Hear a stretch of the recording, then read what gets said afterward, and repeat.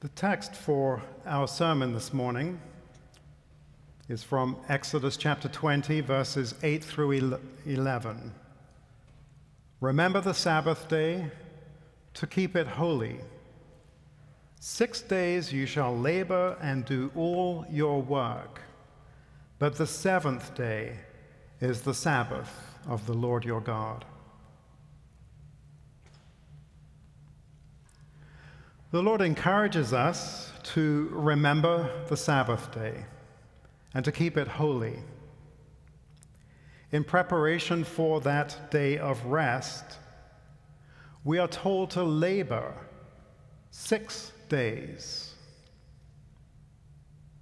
Why not labor for 5 days and rest for 2?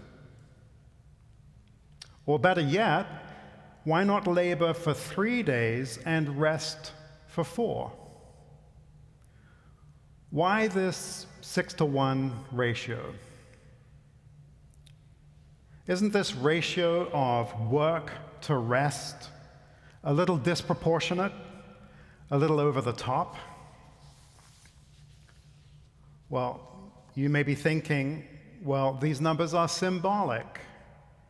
The Lord isn't saying that we literally have to work 6 days and rest on 1.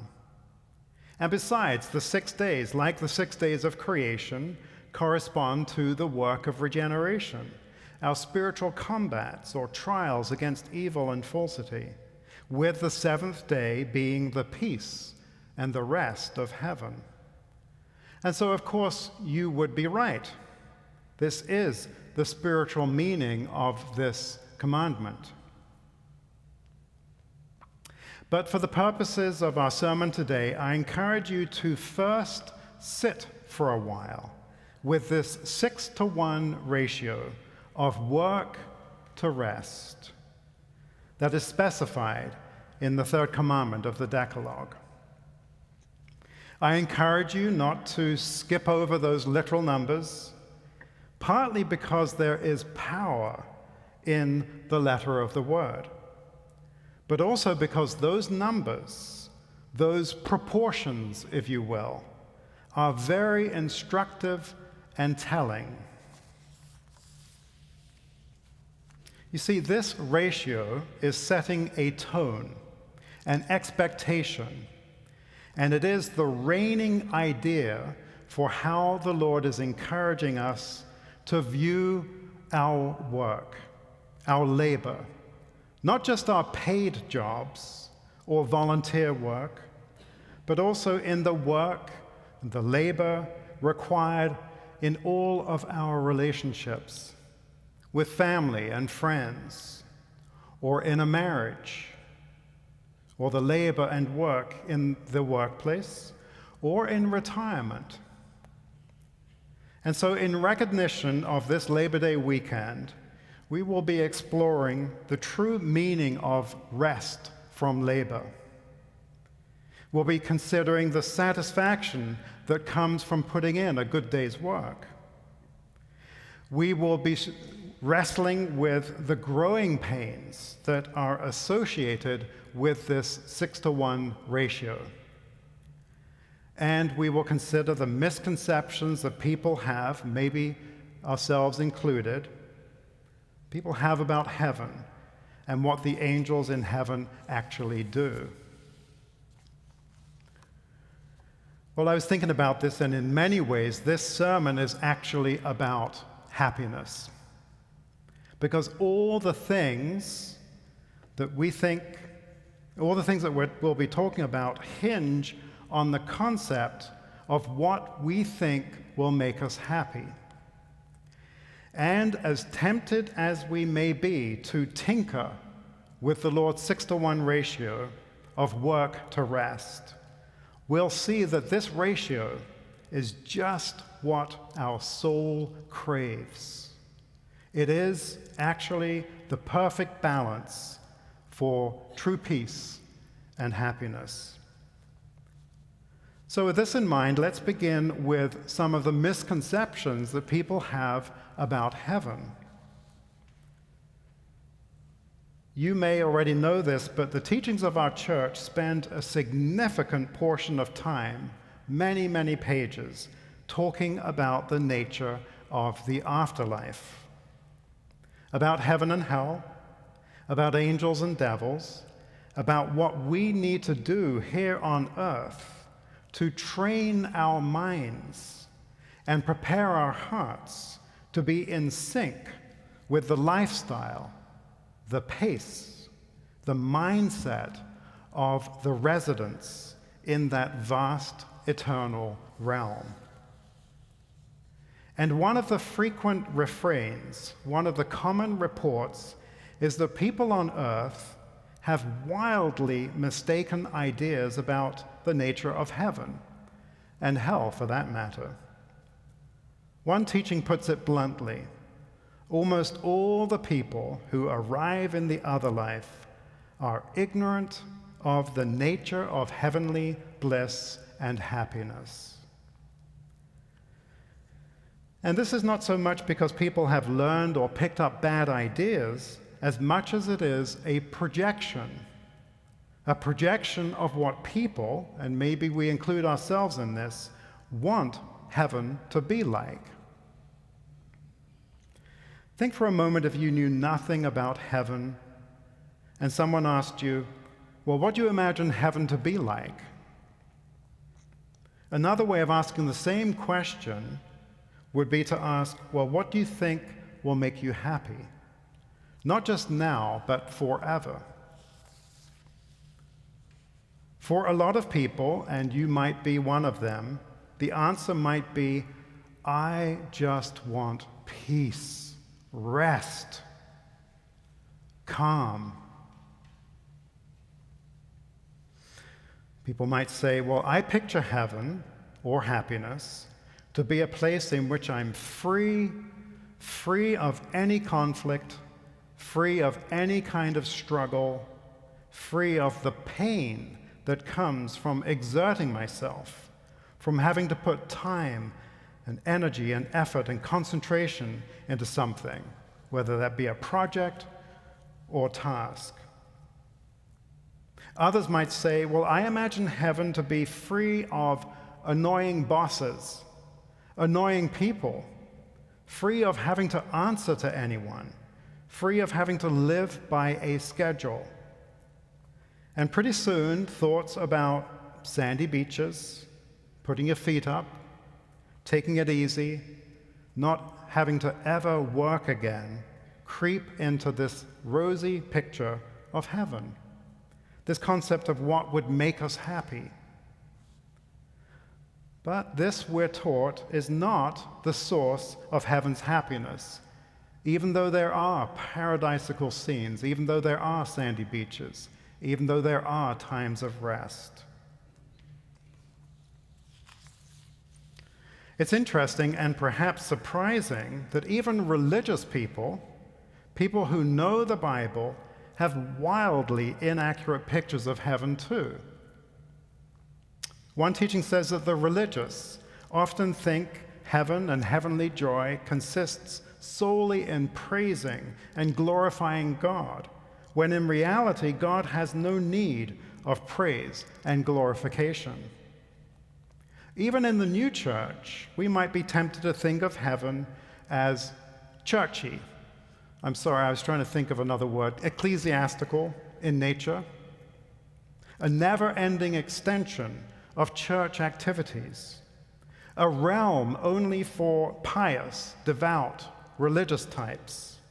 Forgetting, of course, the teachings that say in addition to ecclesiastical uses in heaven, there are civic and domestic affairs, the running of trades and businesses, there's industry, governmental affairs, the list goes on and on. But again, to think of heaven just being ecclesiastical in nature is to miss the core element of heaven.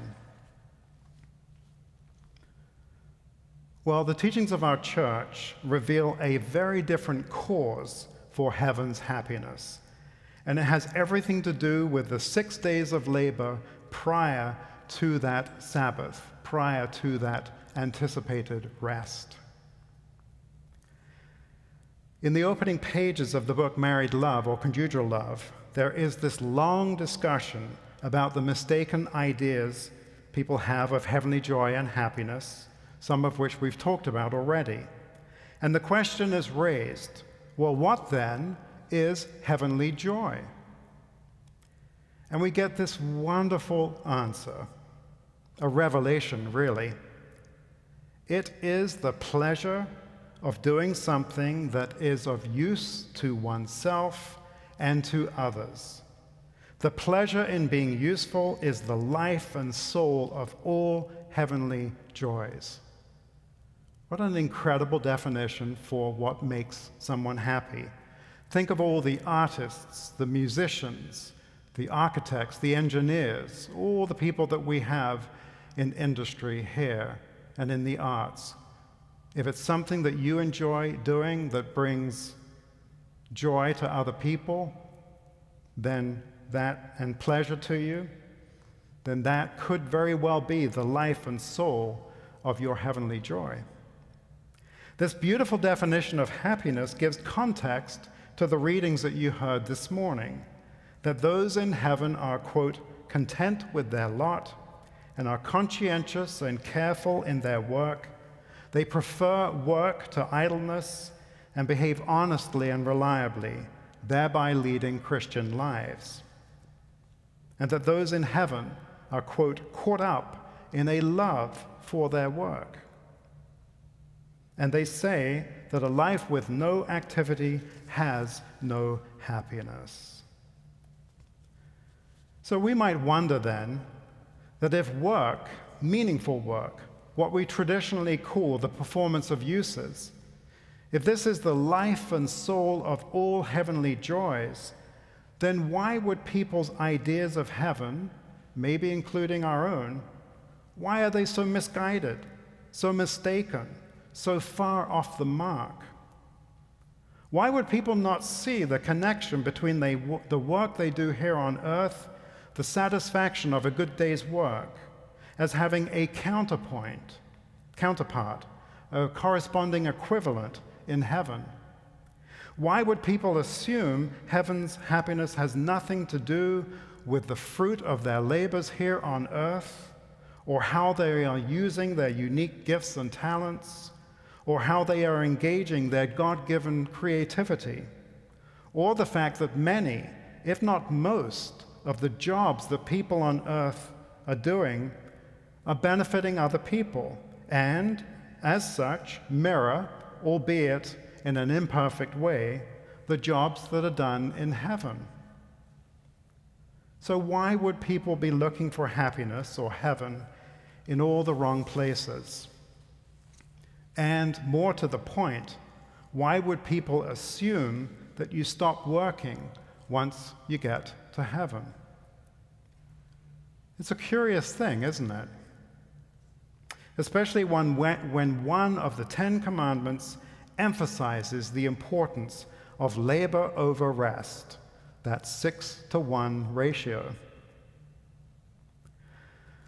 Well, let's dig a little deeper and examine further the nature of work, since we've learned a wonderful thing, that the work people do in heaven is directly proportional to their level of happiness, directly proportional to their level of peace, and ultimately their rest.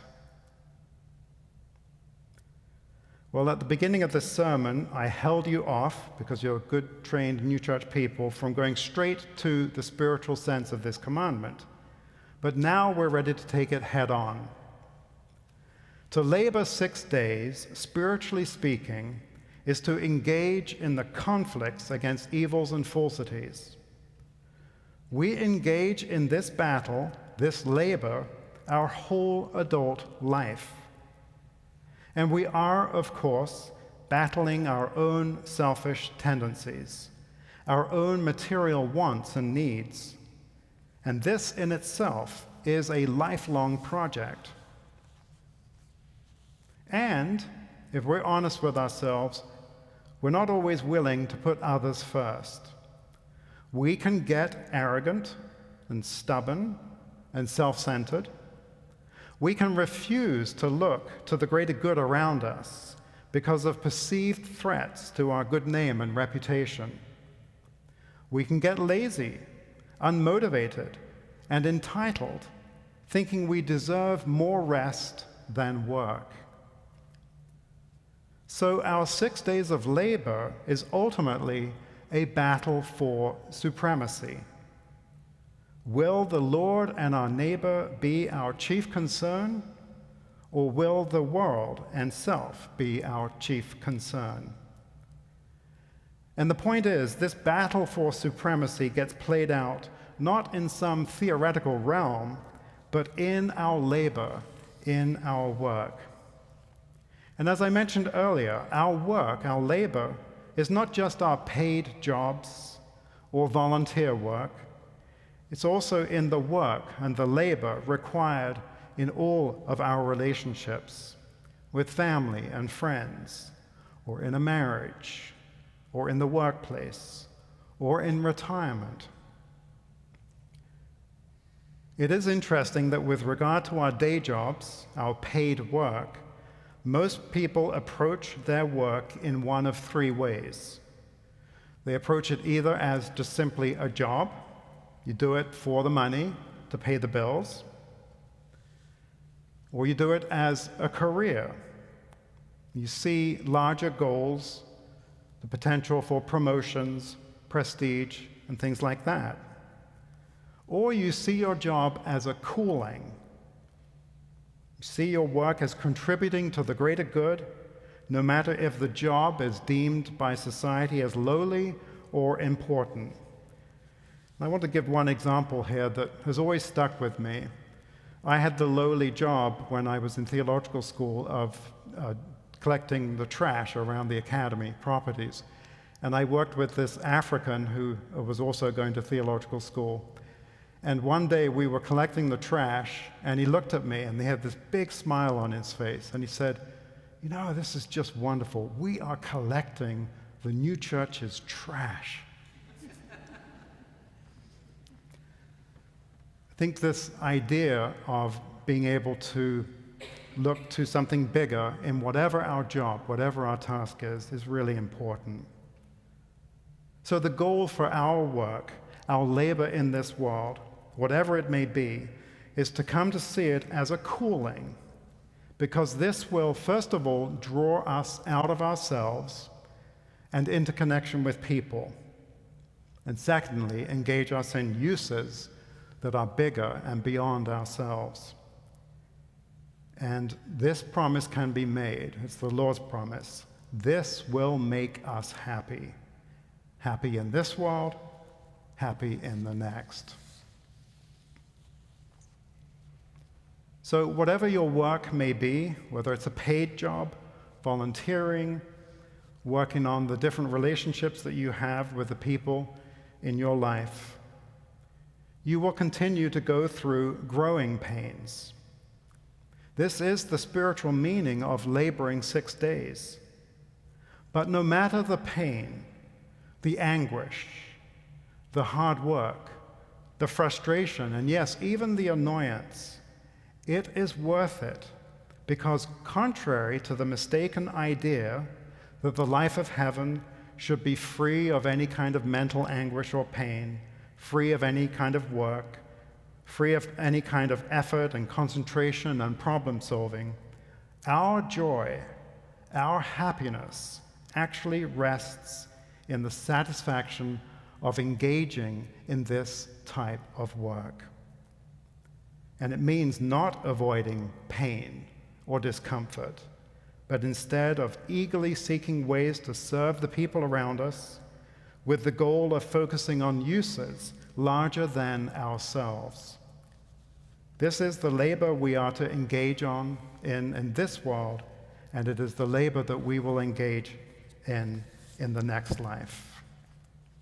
And the satisfaction that comes from this type of work is the rest of the seventh day, the Sabbath, a time in which we humbly thank the Lord and our neighbor for the privilege, the honor of being a part of our spiritual community. When this is our focus, we experience the happiness of heaven, because our happiness, our peace, our contentment comes from recognizing the wisdom of the Lord's ratio between work and rest. Amen.